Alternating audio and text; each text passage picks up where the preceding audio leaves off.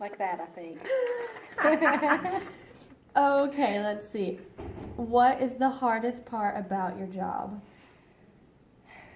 The hardest part about my job, I would say in recent years, it is the attachment to cell phones. It's, Yeah. up until probably 2 years ago, they really weren't that big of a deal, but it's like suddenly all of my students have smartphones, Mhm. and it is like a drug. They can't put it down. Mm-mm. And just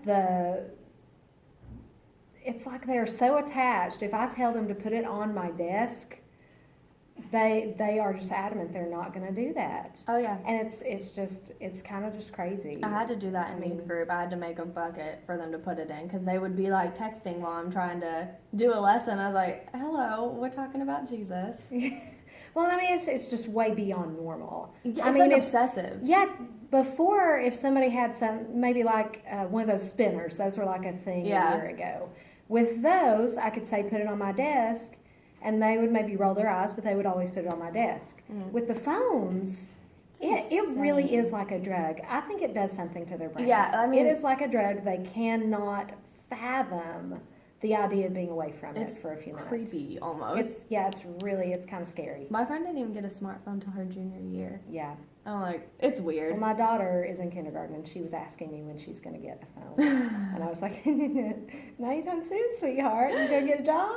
Yeah, I told my girls in youth group, I said, when my kids get mad at me for not getting things, I'm going to send them to you because it's your fault. I'm like, no. Okay, what is something you wish someone had told you before you started teaching? I think that it is never too late to start a new day. You get through the first month of school and maybe something is irritating you. My kids all have their cell phones out. And then a lot of teachers feel like, well, I've let it go this long. But really, and I've tested this and it's true, you can start a new day. Whatever it is, my kids are standing up before the bell rings and that is irritating me. Well, guess what? Starting tomorrow, just because I've allowed it for 3 months maybe, Mhm. just because it's happened for 3 months doesn't mean that I can't change that tomorrow. So I think that's a big one, Yeah. especially as a new teacher, you just kind of get into this rut of this is how it is, and then I've let this happen, and things pop up that you don't Mhm. you just don't think about. And it starts irritating you, and you think, well, I'll just wait until next year and I'll fix it then. You don't have to do that. Just fix it tomorrow. You can let the kids know the day before, tomorrow this is happening, or you can let them know the day of, hey, yesterday this happened, and I know this has been happening all year. Not anymore. Mhm. And I mean, they respond to that. It's not something you can't do. What is your favorite part about teaching? My favorite part about teaching is the light bulb moment, definitely. If I'm teaching about verbs, yesterday we had a tutoring session after school, and I had about 3 kids in there who just did not understand how to conjugate verbs. And I've explained it so many times in class, gone back to the beginning, and you just kind of, sometimes you'll have 5 kids get it one day, and then the next day 5 more kids. Well, yesterday, all 3 of those kids had that light bulb moment where they'd been sitting in my class, they don't know what in the world is going on, and then I explain it again the exact same way that I already did, but it's like just something in their brain clicked this time, Mhm. and they're like, oh my gosh, I totally get this. This is not as hard as I thought it was. And so that's definitely the best moment. I did that. I made my art homework so much harder. I was literally like crying to my aunt. Yeah. Like, I just can't do it. And one day she helped me on an assignment. I looked at how she did it and I was like, I'm embarrassed. Like, this is literally the easiest homework I've ever Yeah. had. I was like, that's sad. That is like, because it started later than all my other classes, and I was just like, can't do it. Too Mhm. much. Well, I think sometimes they just kind of get in this headspace where before class even starts, they're just already stressed out, and then they just have trouble focusing because Yeah. they're already coming in at this like heightened state of anxiety, and they just have to calm down, and then they can focus on what they need to focus on. Let's see. How much of your own money do you have to spend on your classroom every year? That's a good question. Really, I have had years where I've spent maybe $100 of my own money. I've had years where I've spent none of my own money. I think, honestly, that's one of the things that a lot of teachers complain about. I have to Yeah. spend my own money. I don't think you have to spend your own money. You can spend your own money, and you can spend a lot of your own money. But I mean, school is totally doable, but without spending a ton of money. You know, I think I don't think that is a requirement for the I job. don't think you so know? either. I hear a lot of elementary school teachers complain Yeah. about that. They're like, "Oh, I have to spend so much," and they like have the students bring in like a ton of Yeah. stuff. I'm like, Yeah, I I think with elementary, the pressure is a little bit higher Mm. because you want to go into that elementary class and you want it to be colorful and Mhm. beautiful, and you want the bulletin boards to just be perfect. Yeah. Where, you know, with me, yeah, I just fixed my bulletin board finally last week with getting a new classroom. It was just, that was the thing that just came up. Mm. And all I did was I found some old material that was already in there. I found some stuff that was left over from the previous teacher, and I just used it, and I think Yeah. it looks beautiful. Yeah.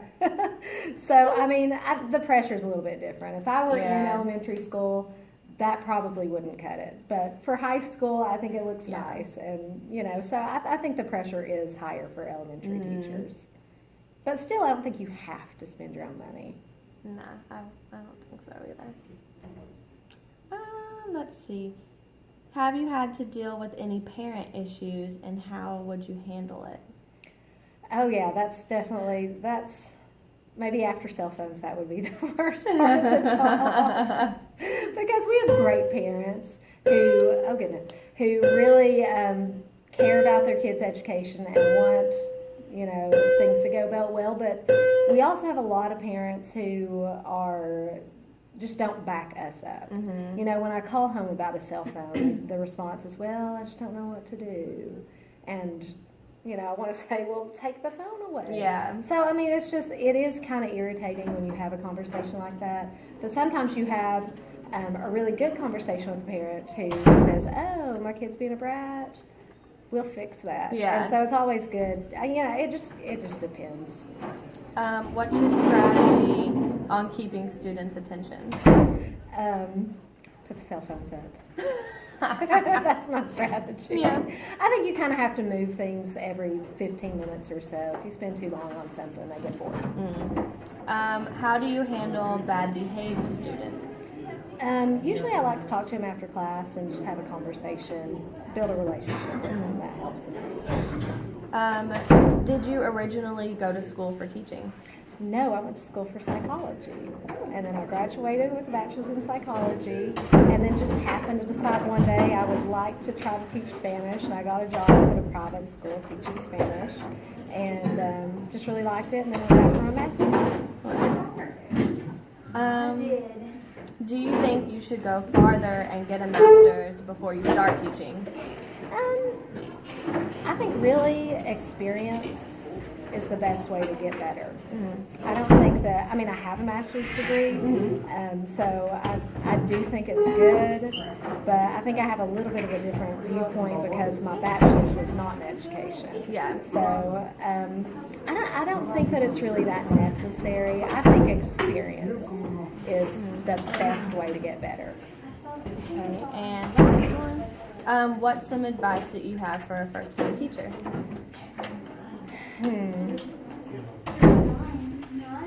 That's a tough one. I would say first year is really stressful because there's so much change. You've got sometimes a textbook to get used to. You've got to learn how to, hold on just a second. Yay! Just a second. You've got a textbook maybe to get used to. You've got to figure out how to do this thing, because I don't think your education as a teacher fully prepares you for that. Yeah. You know, it's all about that experience. So, gosh, I've completely forgotten what your question was.